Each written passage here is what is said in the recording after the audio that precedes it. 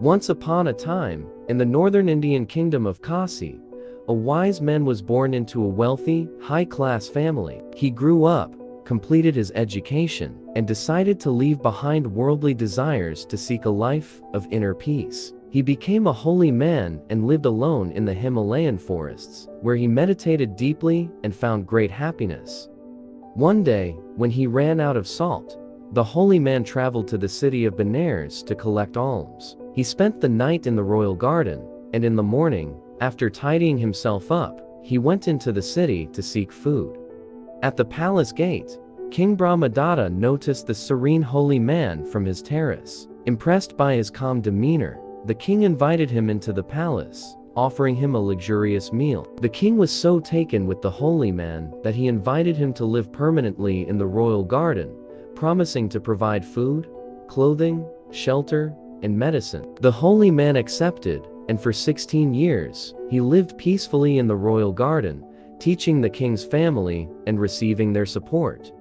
One day, King Brahmadatta had to leave the city to quell a rebellion. Before departing, he entrusted the care of the holy man to his wife, Queen Tenderhearted. The queen dutifully prepared food for the holy man each day. But one day, as the holy man was delayed in his meditation, Queen Tenderhearted took a bath, dressed in fine clothes and jewelry, and lay down to rest. When the holy man arrived at the palace, he glimpsed her beauty through the window. Though he had suppressed his desires for years, the sight of the queen's beauty awakened feelings within him, much like a cobra rising from its basket.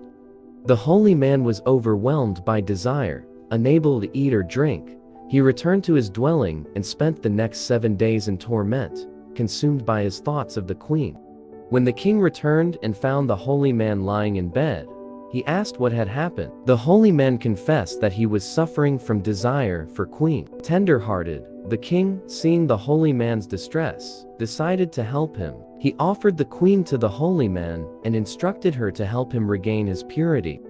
Queen Tenderhearted, understanding the situation, agreed to help. She asked the holy man to fetch various items from the palace one by one: a shovel, a basket, a bed, a chair, and many more. He obeyed her every command, each task pulling him further into the realization of his own folly. Finally, when they sat down together, the queen grabbed him by his beard and reminded him of who he truly was: a holy man and a priest. This shook him out of his infatuation. He realized how foolish he had been, enslaved by desire that had nearly led him to ruin. Ashamed and now clear-headed, the holy man decided to return the queen to the king. He told the king that he no longer desired the queen, understanding that desire only leads to more desire, which ultimately leads to suffering. Queen Tenderhearted, with her wisdom and kindness, had saved the holy man from his own desires, helping him to regain his purity. The holy man, now free from his desires, returned to his forest home, where he continued to meditate in peace. He never returned to the ordinary world, and when he passed away, he was reborn in a higher heaven. Moral: desire enslaves, but wisdom liberates.